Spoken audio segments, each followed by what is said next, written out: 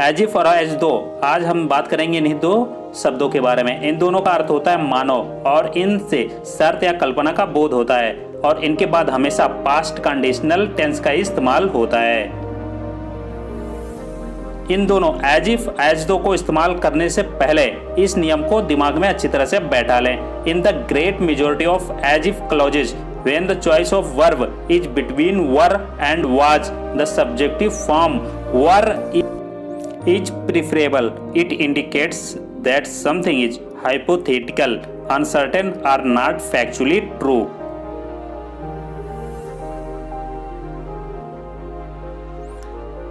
As if as though के बारे में अब उस नियम को हिंदी में देखते हैं। एज इफ से ज्यादातर उपवाक्यों में, एज इफ के ज्यादातर उपवाक्यों में जब वर और वाज के बीच चुनने की बात आती है तो मुख्य रूप से वर को पसंद किया जाता है।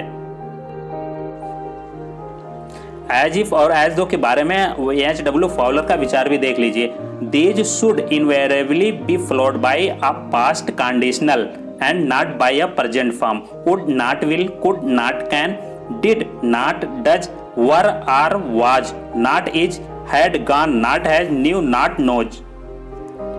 एज इफ एज दो के बारे में अब कुछ उदाहरण देख लेते हैं। Number 1, it was rather as if the capital city were a vast pan.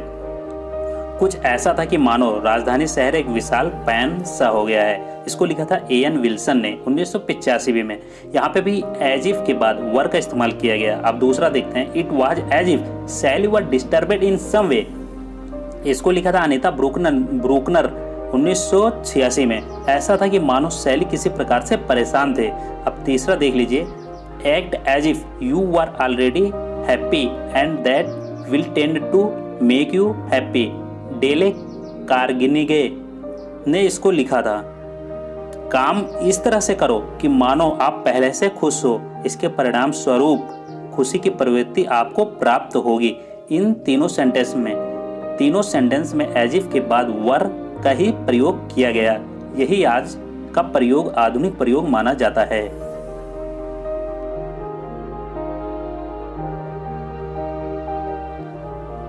As दो का भी उसी प्रकार से इस्तेमाल किया जाता है जैसा कि as if. As though operates in a similar manner. He was looking at her as though she were for sale. इसको लिखा था थॉमस एलिस ने 1985 में। और दूसरा एग्जांपल देखिए। His body felt as though he were trembling but he was not. Moore ने लिखा था 1987 में। तीसरा देख लीजिए। The faithful had gone back to their chorus seats as though nothing were happening at all.